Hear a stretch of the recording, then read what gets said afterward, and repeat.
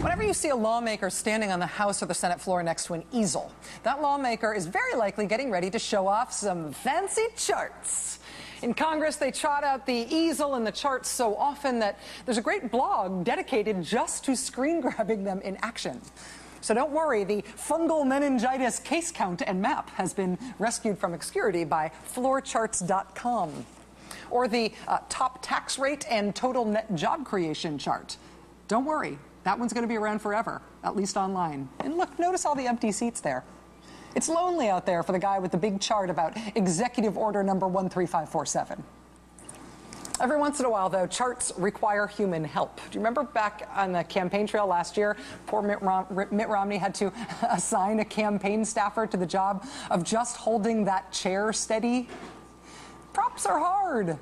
Now watch this guy on the Senate floor yesterday trying to help out New Hampshire Senator Republican Kelly Ayotte. If we lose the opportunity to gather valuable information and protect our nation, then we can't prevent future attacks against the country.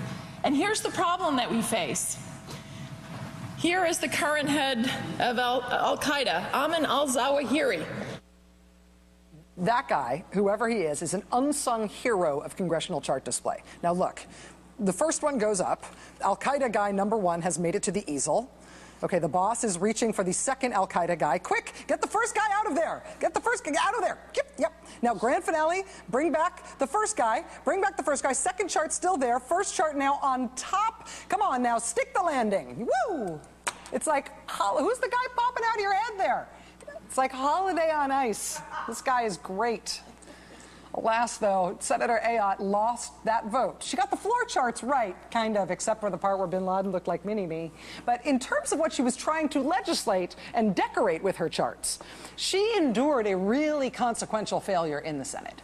In that failure, which was both sort of unexpected and pretty spectacular, Senator Ayotte actually made some big news on the subject she was talking about. She managed to illuminate something new about where Washington stands on a really important issue and what might be possible now that nobody thought was possible before. As you know, President Obama's been trying to close the American prison that we keep in Cuba, the one in Guantanamo, since his first day in office. He signed an order on day one saying that we would shut down that facility. It has not happened yet, though, and that's because of Congress.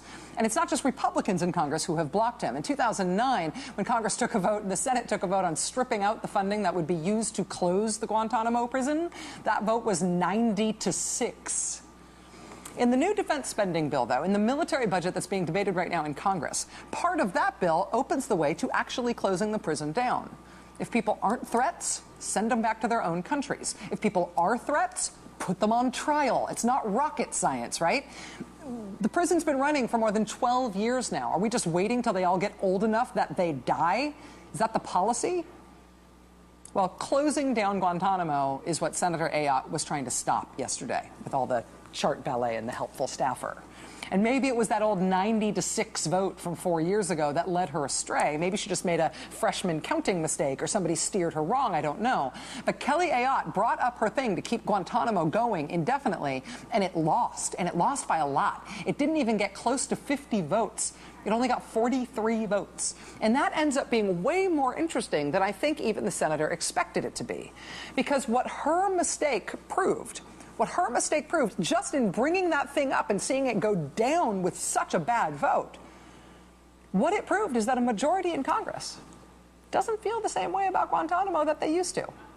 Senator Ayotte just proved through her failure yesterday that Congress is way more ready to shut this thing down than they've ever been in the 90-6 past.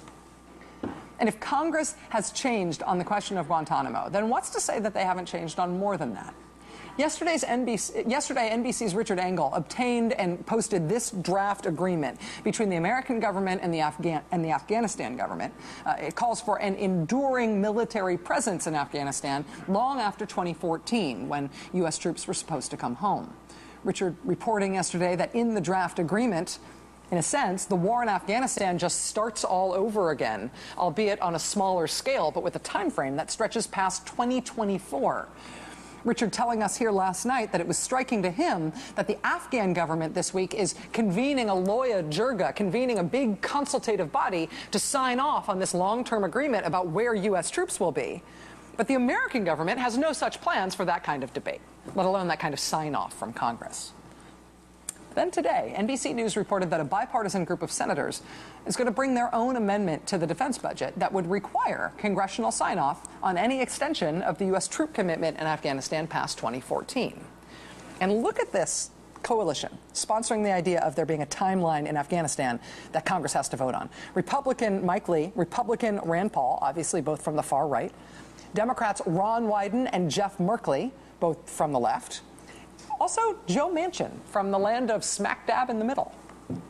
And so, yeah, sure, John McCain is never going to vote for something like this. Kelly Ayotte is never going to vote for something like this. The Forever Caucus is never going to say no to a war bill like this.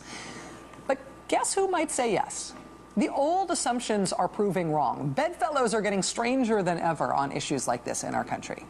The Senate, as of this week, has now stopped trying to keep Guantanamo open. Might they also be willing now, despite the common wisdom, to actually try to put an end to the war? Joining us now is Democratic Senator Jeff Merkley of Oregon. Senator Merkley, thanks very much for being here tonight. It's nice to see you. Oh, you're welcome, Rachel. It's great to be with you. So it seems to me like you are onto something here that might be unexpectedly popular, even though the Beltway Common Wisdom says stuff like this never flies. Do you think the Senate has changed enough to support this idea?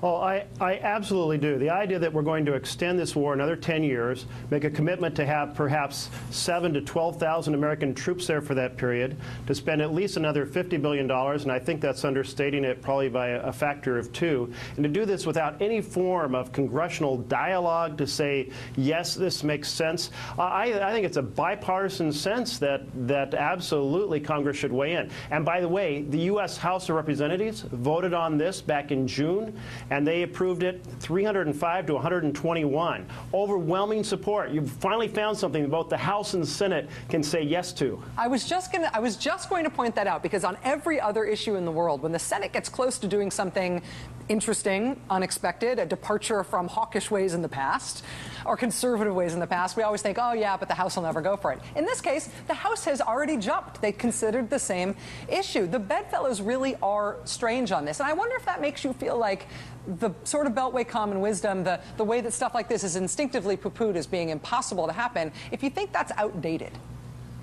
Well, I think in this situation, you do have both the grassroots on the right and the grassroots on the left saying enough is enough. Let's have a fundamental debate about what commitments we make. I mean, we realize that al-Qaeda is everywhere. They're not just in Afghanistan. In fact, very few are in Afghanistan. So we need to meet the terrorist threat where it is, not necessarily lock ourselves into one country for another decade. By the way, an extraordinarily corrupt country, a country where we have tremendous challenge of Afghan soldiers shooting American soldiers, tremendous challenges of cultural understanding and communication.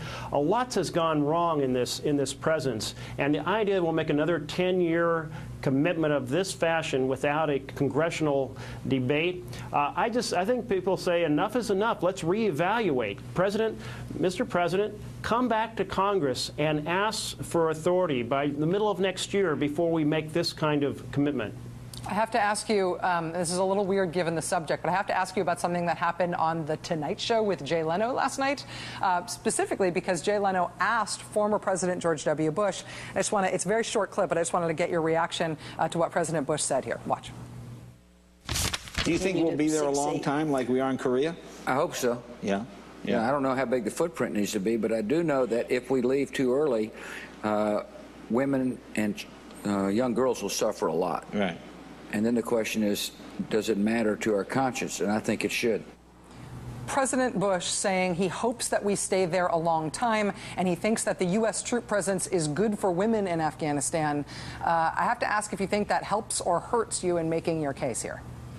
Well, I think President Bush is arguing for the perpetual war, and there certainly are members of the Senate who will argue for the same once anywhere in the world. They'll say, stay there, build these permanent bases. They want to continue the bases. They want to continue the presence. And let's face it, this is a huge opportunity cost in terms of American troops that can do other good things in the world elsewhere, or good things elsewhere in our security. There's a huge cost in terms of the dollars that are are spent. We have huge infrastructure demands that would put people to work and prepare the infrastructure for the next generation. We have huge education demands. I love the conversation you had with Elizabeth Warren, talking about these fundamental values, one of which is our kids can't afford to go to college, which puts a big hole in the aspirational vision for America that every child should have in our nation. And so commitment unending for vast resources in a small country, or a fairly large country in territory, but a small country in terms of numbers, halfway around the world. We have to rethink these types of things. They shouldn't be an automatic, let's add another decade to what's already been the longest war in American history. Senator Jeff Merkley of Oregon, I think you've got a better chance with this than the Beltway press is giving you credit for. Stay in touch with us as this moves in the Senate, sir. Thanks. Thank you. Nice to see you. Great to be with you. All right, we'll be right back.